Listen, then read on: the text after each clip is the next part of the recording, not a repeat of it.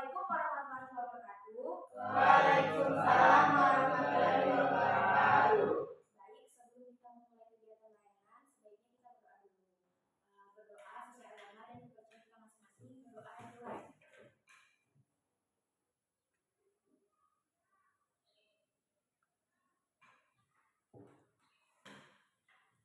Berdoa selesai. Bagaimana kabarnya hari ini semua? Baik. Saya ucapkan terima kasih kepada kalian semua karena kalian sudah menyempatkan hadir di ruangan ini untuk mengikuti kegiatan layanan konseling kelompok pertemuan pertama. Nah, sebelum kita melakukan kegiatan layanan konseling kelompok, kan ini juga pertemuan pertama. Di sini saya akan memperkenalkan diri terlebih dahulu. Perkenalkan, saya atas nama Nurul Darmawati, mahasiswa yang melakukan penelitian di sekolah ini. Terus saya biasa dipanggil Elda. Sekarang giliran kalian untuk memperkenalkan diri supaya kita saling kenal satu sama lain. Oke? Dari sebelah kanan dulu. Perkenalkan, nama saya Firda Terasa Putri, biasa dipanggil Pilka. Halo Firda. Perkenalkan, nama saya Nurul Fadila, biasa dipanggil Bila. Halo Bila. Perkenalkan, nama saya Uzak Aljirahi, biasa dipanggil Uzak. Halo Uzak. Perkenalkan, nama saya Ahmad Nizar, biasa dipanggil Nizar. Halo Nizar. Perkenalkan, nama saya Muhammad Sarul Ramadan, biasa dipanggil Sarul. Halo Sarul. Perkenalkan, nama saya Tika dari Terima biasa dipanggil Caca. Halo Caca. Baik, jadi di sini kita sudah saling mengenal satu sama lain. Berarti kalian sudah akrab kan? Karena kalian satu kelas juga. Coba tanya lagi nih. Caca, lalu sana? Harun, Rizal, Uzar. Ini Firda. Nah, jadi kegiatan pelayanan kita pada hari ini itu memiliki dua tujuan. Ada tujuan umum dan ada tujuan khususnya. Tujuan umumnya itu peserta didik mampu memahami pentingnya self-regulatory learning dalam proses belajar. Sedangkan tujuan khususnya itu ada tiga. Yang pertama itu peserta didik itu mampu menjelaskan pengertian dari self-regulatory learning. Yang kedua, peserta didik itu mampu mengidentifikasi kebiasaan dalam belajar yang kalian miliki. Dan yang ketiga, kalian itu mampu memahami aturan dan dinamika dalam konseling kelompok. Nah, jadi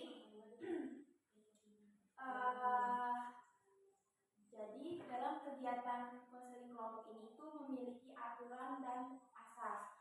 Jadi aturannya itu ada kerahasiaan, di mana segala sesuatu yang terjadi di dalam ruangan ini itu tidak bisa diceritakan di luar. Cukup kita saja yang berada di ruangan ini yang tahu. Terus juga ada asas keterbukaan, di mana asas keterbukaan ini kalian diminta untuk jujur dalam menyampaikan pendapat dan juga kalian diminta terbuka, tidak ada yang ditutup-tutupi dalam kalian menyampaikan pendapat.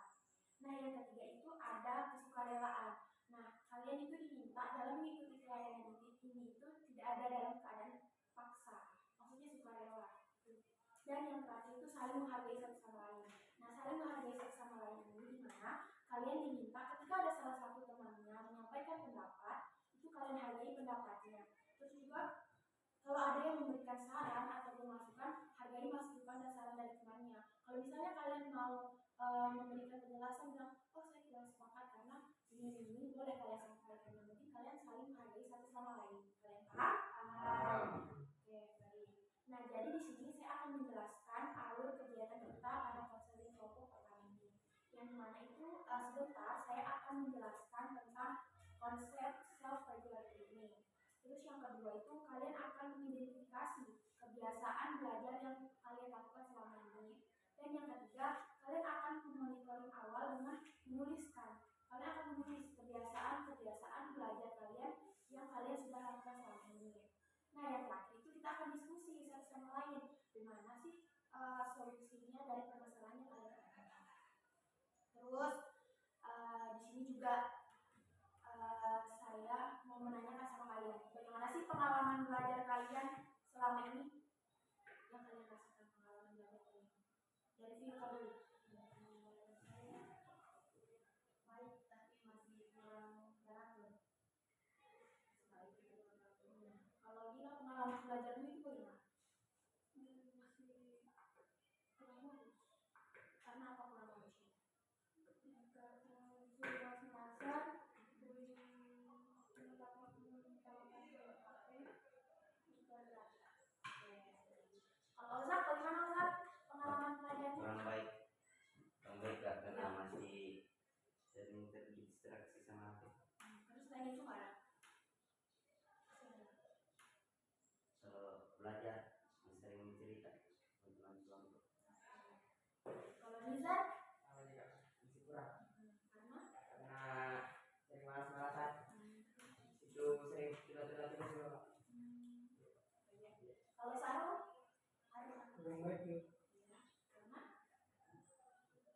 suka malas-malasan sama sering terdistraksi juga. Terdistraksi itu handphone sama teman atau Teman-teman. terus Caca kalau Caca gimana? Karena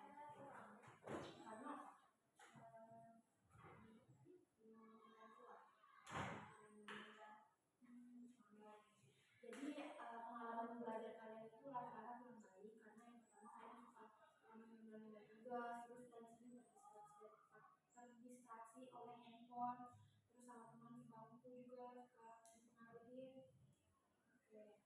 Jadi itu pengalaman belajar kalian yang akan kita identifikasi nanti. Terus di sini saya mau menyampaikan tentang kan tadi saya sudah sebut tujuannya. Pasti kalian sudah tahu apa topik kita pada pagi hari ini. Sudah tahu?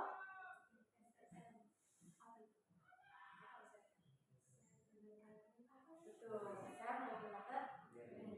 Jadi topik kita pada pagi hari ini itu tentang SRL atau self regulator learning. Bahasa Indonesia itu pengelolaan diri dalam belajar. Nah, apakah kalian sudah tahu tentang SRL? Baru tahu ya? Ada yang mau ditanyakan nggak?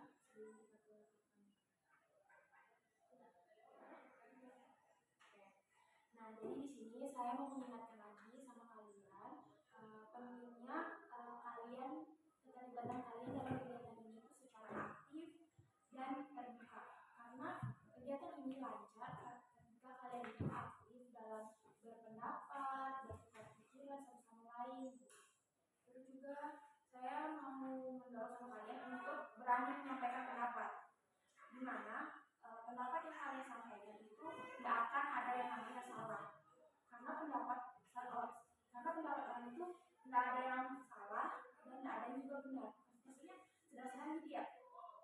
Jadi saya mau sampaikan sekali lagi sama kalian, kalian harus berani menyampaikan pendapat. Jangan kalian tahan-tahan kalau kalian sembunyikan, oke?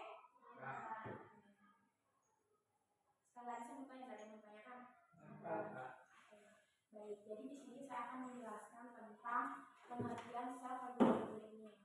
Jadi self-regulated learning atau pembelajaran yang diatur diri sendiri atau kemandirian belajar adalah kemampuan peserta didik atau siswa untuk mengelola, mengontrol, dan mengarahkan proses belajarnya secara mandiri, sehingga tujuan belajar yang sudah kalian tentukan itu tercapai dengan baik. Nah, dalam penerapannya self-regulated learning itu terdiri dari beberapa tahapan. Yang pertama ada perencanaan, yang dimana peserta didik itu dimana itu kalian maksudnya diharuskan itu menentukan tujuan belajar kalian, membuat jadwal belajar, dan menyiapkan strategi belajar yang sesuai dengan diri kalian. Terus yang kedua, pelaksanaan dan pemantauan atau monitoring, yang dimana peserta didik itu melaksanakan kegiatan belajar sambil memantau pemahaman kalian, konsentrasi, dan kemajuan belajar kalian yang sudah kalian capai. Dan yang ketiga itu tentang evaluasi atau self-evaluation, yang dimana peserta didik itu menilai hasil belajar yang telah diperoleh dan menentukan perbaikan yang dilakukan untuk berikutnya. Nah, pasti kalian bertanya, kenapa sih self-regulated learning itu penting dalam belajar? Nah, kenapa self-regulated learning itu penting dalam belajar itu? Karena kalian sebagai peserta didik itu melakukan kegiatan belajar itu atas kesadaran dan kemauan sendiri, tanpa paksaan dari orang sekitar. Dan juga itu kalian tidak bergantung pada bantuan ataupun dorongan dari orang lain. Nah, kemandirian belajar ini itu dapat membantu kalian sebagai peserta didik mengembangkan sikap disiplin dan bertanggung jawab. Nah, ini ada beberapa contoh sikap mandiri dalam belajar. Yang pertama itu membuat jadwal sendiri dan melaksanakannya dengan disiplin. Yang kedua, mengerjakan tugas tanpa mencontek pekerjaan. Yang ketiga, mencari sumber belajar dan tambahan ketika belum memahami materi. Dan yang keempat, mengulang pelajaran secara rutin. Nah, kebiasaan belajar itu adalah pola atau perilaku atau kegiatan yang dilakukan secara berulang dalam proses belajar sehari-hari. belajar. Yang pertama, belajar secara teratur. Kedua, mengerjakan tugas tepat waktu. Yang ketiga, membuat catatan pelajaran. Dan yang keempat, mengulang pelajaran di rumah. Yang kelima, memiliki tempat belajar yang nyaman. Dan yang keenam, mengurangi gangguan saat belajar. Sebaliknya beberapa kebiasaan belajar yang kurang baik. Yang pertama itu belajar hanya saat ujian. Siapa yang sering di sini belajar hanya saat ujian? Untuk apa ya? Yang kedua itu sering menunda tugas. Pasti semua sering menunda tugas kan? Dan yang ketiga, bermain gadget berlebihan. Bermain gadget secara berlebihan. Siapa yang paling sering melakukan? Saya. Yang keempat, tidak memiliki jadwal belajar yang teratur. Kalian di sini punya jadwal belajar atau enggak? Oke. Dan yang terakhir itu mudah menyerah ketika menghadapi pelajaran yang sulit. Siapa yang sering mengalami? Oke. Nah, di sini kita waktunya meningkatkan mencari solusi dari masalah-masalah kalian. Nah, sekarang di sini saya akan berikan kertas. Di kertas itu kalian akan menuliskan kebiasaan belajar sehari-hari kalian. Kalian tulis kebiasaan belajar dari kalian apa dan kebiasaan belajar positif kalian apa. Kalian tulis, baru kita akan diskusikan semua. Oke? Kebiasaan baiknya nggak usah ditulis kalau buku semua.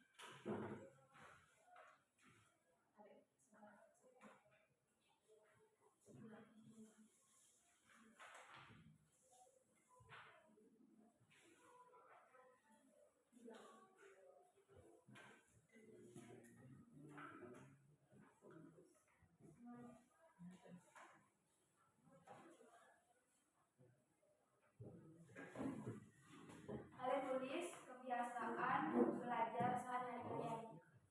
Apa? Tidak sekali cinta. Tulis kebiasaan belajar kalian. Kebiasaan tulisan positifnya apa?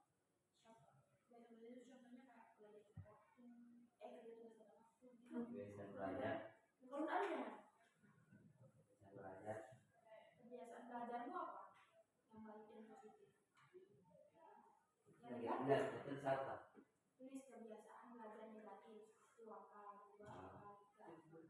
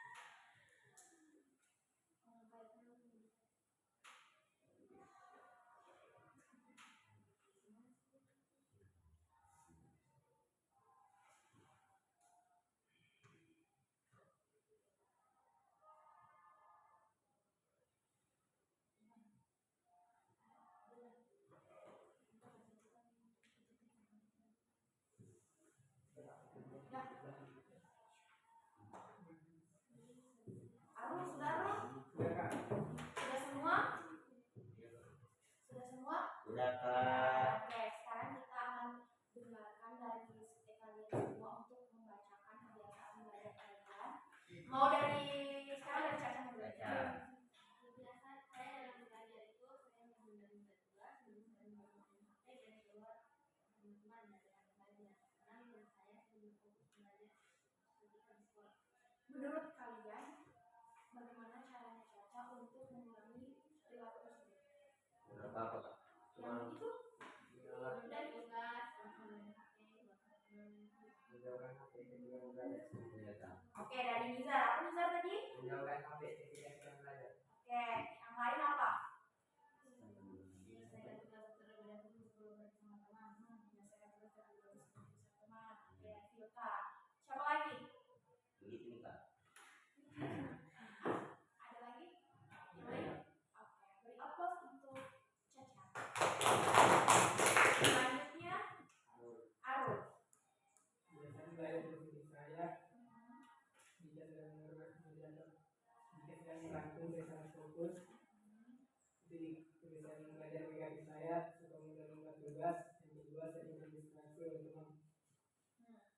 Kalau untuk masalahnya Arul, bagaimana solusinya yang bagus? Dari apa yang dulu? Dari Jangan jauhi temannya Kak. Jangan suka mendistract apa? terdistraksi. Ya. Iya jauhi dulu Kak kalau kita mau begitu. Oh, maksudnya alasan itu kalau kamu lagi kerja tugas sama itu temanmu, kamu jauh dulu sama temanmu. Biar kamu nggak terdistraksi sama temanmu yang itu. Oke, alasannya apa untuk alasan? Selanjutnya, Gila. Kalau Gila apa solusi dari masalahnya? Arul? Solusi dari terdistraksi dari teman, terus kamu menunda tugas. Itu dari belajar,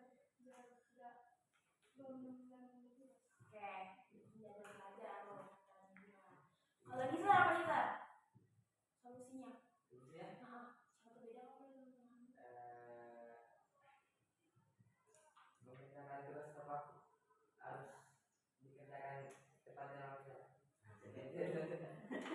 Artinya Nizar itu kamu kerjakan tugas itu tepat waktu. Misalnya kalau kamu dikasih hari ini, dia kerjakannya malam gitu supaya tidak kadang dia bilang kayak besok lagi deh, besok lagi kayak gitu. Oke, kalau Caca gimana Caca? Sama. Kalau Filka? Oke, dia plus untuk Arul. Selanjutnya Nizar.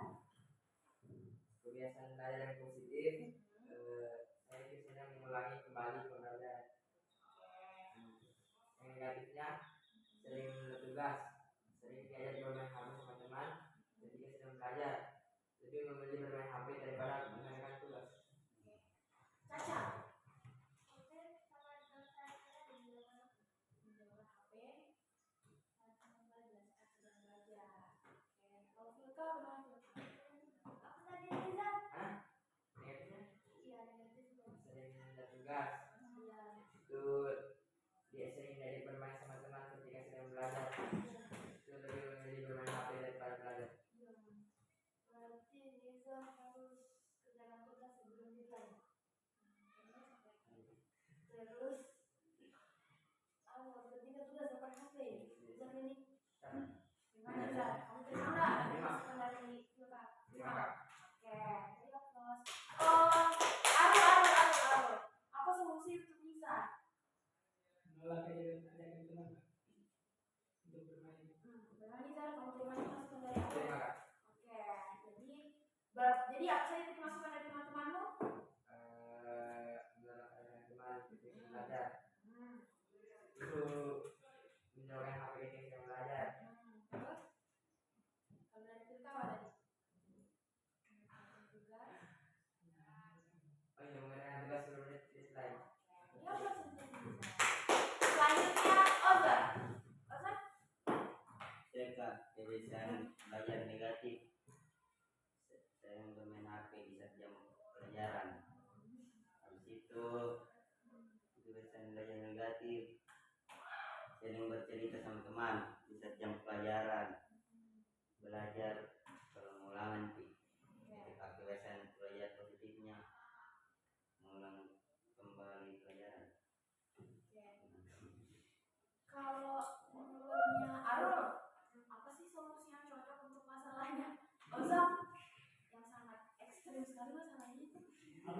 Yang pertama, masalahnya itu suka bermain HP Bisa jam jam pelajaran. pelajaran. Yang kedua, dia suka cerita sama temannya kalau belajar, mas bangkunya. Nah, yang ketiga, Belajar dia belajar ulang-ulangan. Mendekati ulangan, bisa ulangan mau belajar lagi. Anu Pak, biasakan belajar setiap hari. Setiap hari gitu Pak. Maksudnya di terakhir lagi belajar gitu. Jadi maksudnya contoh, kalau bisa kamu setiap hari itu ulangan dalam waktu 1 jam untuk membaca, gitu kan? Gimana Uzak? Diterima di? Terima Kak. Yes. Dila, gimana menurut masalahnya Uzak? Berarti masalah Uzak? Bercerita sama teman bisa jam pelajaran. Kurang-kurangin bercerita sama teman. Belajar pengulangan. Iya. Sebaiknya jangan kita ulangan. Iya. Anu juga yang satu lagi. Suka main HP dalam kelas belajar. Main telat itu tidak kalau di dalam kelas jangan main HP, simpan HP. Jangan belajar. Kalau Nizar, gimana solusinya? Jangan pegang HP dulu pada saat jam belajar supaya dia terganggu, jadi bisa fokus belajar. Itu bikin channel belajar supaya lebih teratur lagi belajar, maksudnya bisa ujian. Oke, gimana Ustaz? Iya. Terima. Caca, kalau Caca gimana? Kalau Filka? Oke, beri aplaus untuk Caca. Selanjutnya Dila. Kebiasaan buruk saya itu sering menunda tugas, bermain gadget tidak ingat waktu atau berlebihan, sering terdistraksi sama teman yang ngajak main. Kebiasaan baiknya itu sering merangkum catatan dan selalu mengusahakan mengerjakan tugas dengan usaha sendiri. Oke, Ozak, apa saran yang bagus untuk solusi untuk masalahnya Dila? Apa tadi? Sering terdistraksi tugas, bermain gadget tidak ingat waktu atau berlebihan, sering terdistraksi sama teman yang ngajak main. Kalau teman yang ngajak main kok, kita saja bilang jangan dulu ajak saya main kan, saya lulus dulu. Selesai baik. Jadi saya Terus lagi. kalau terdistraksi sama HP, usahakan itu kayak kita jangan dulu sebentar di HP deh. Saya tulis dulu, penting nulis. Habis sebentar bisa jadi sebentar. Itu kan. Ya. Mana dia? Terima juga. Caca saran solusinya apa Caca? Dia menunda tugas, mau main HP. Kalau gimana Dila? Solusinya apa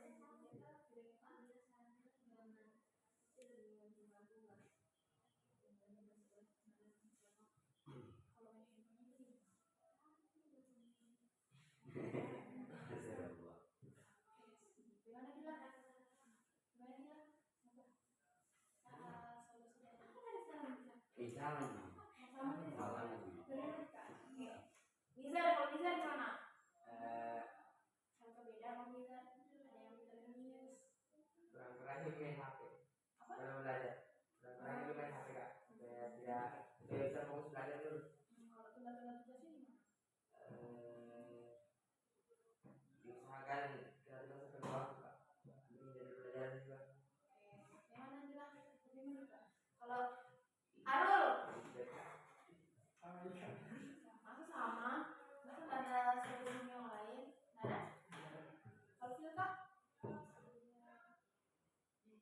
Belajar mementingkan mendahulukan kepentingan daripada ini dan pas belajar. Benar. Oke, beri aplaus untuk Dila.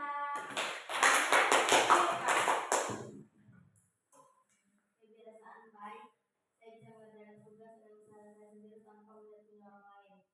Kebiasaan buruk, saya menunda tugas. Yang kedua, mudah terdistraksi oleh itu sih. Oke, Arul. Apa sih solusi dari masalahnya Filka? Ayo, Sering menunda tugas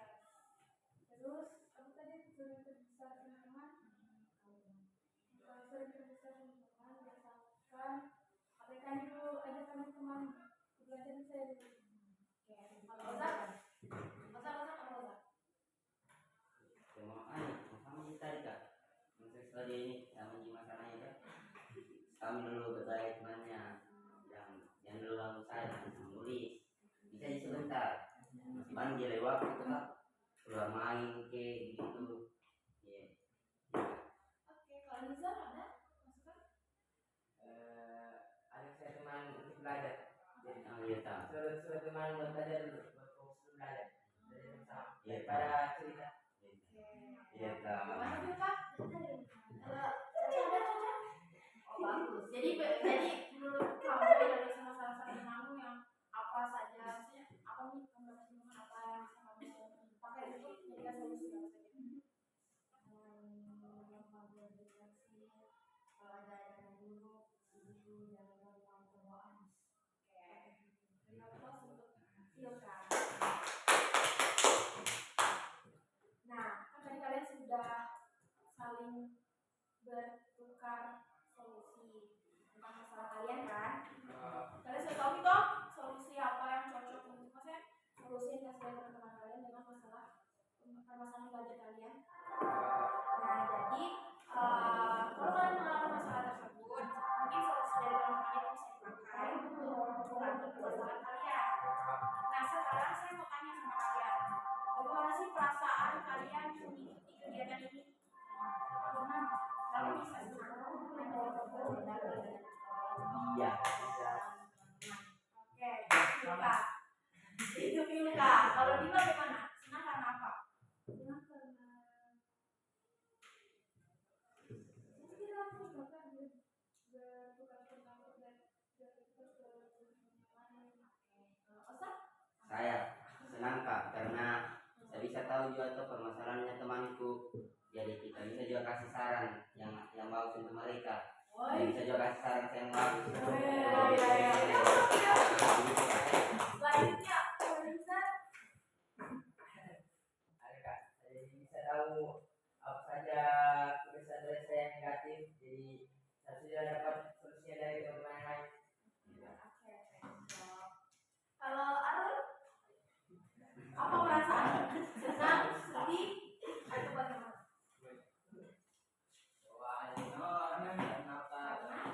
Saya bisa mengetahui solusi dari permasalahan belajar saya.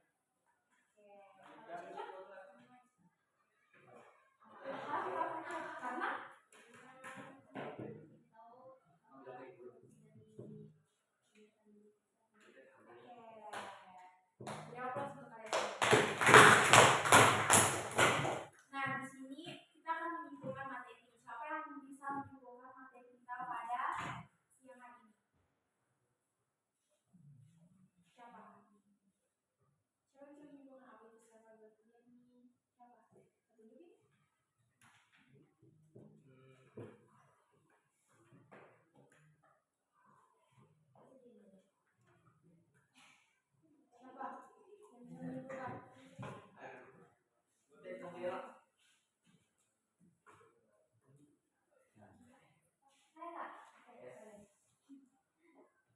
Perwakilan ini perempuan satu laki satu. Oke. jadi kesimpulan yang dapat kami ambil dari self-learning dan kemampuan diri dalam mengelola. Kemampuan dan kemandirian diri dalam belajar yaitu kita harus dapat mengelola diri, mempunyai tujuan, serta mengetahui apa hambatan serta meningkatkan apa kebiasaan baik dalam proses belajar. Oke, good job Luka. Selanjutnya siapa? Iza. Apa? Misalnya kita tahu apa itu recruiter training atau pengenalan diri dan belajar. Yang kita jadi tahu apa saja kebiasaan kita dalam belajar, bisa negatifnya juga, serta solusinya juga Kak.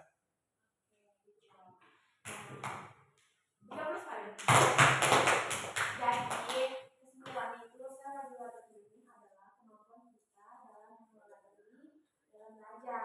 Yang dimana itu ada perencanaan, ada evaluasi, dan ada monitoring. Perencanaan itu sebelum kita mau belajar itu harus punya perencanaan. Itu kayak punya tujuan belajar dan jadwal belajar.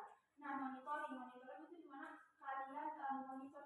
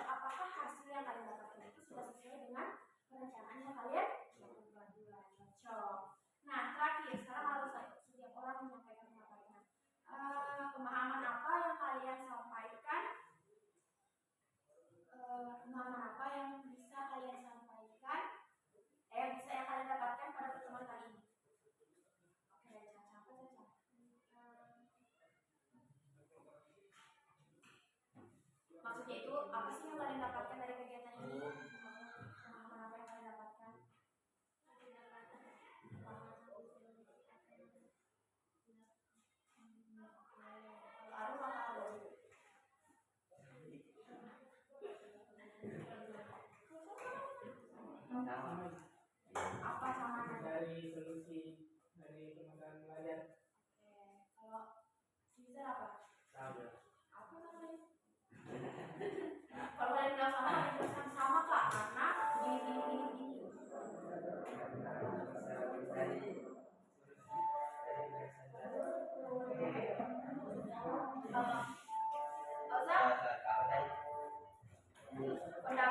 Apa hal yang bisa kamu dapatkan dari kegiatan ini?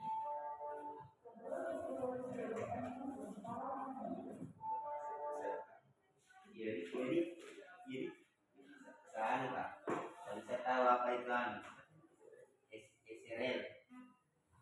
Sel, Ya, ini dia itu Pak. Saya tahu. kalau itu apa?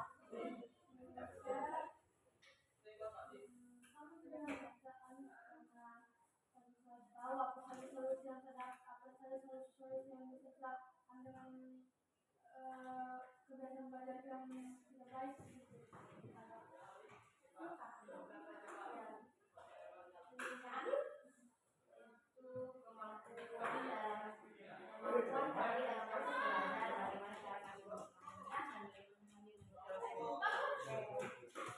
Jadi ada tugas untuk kalian.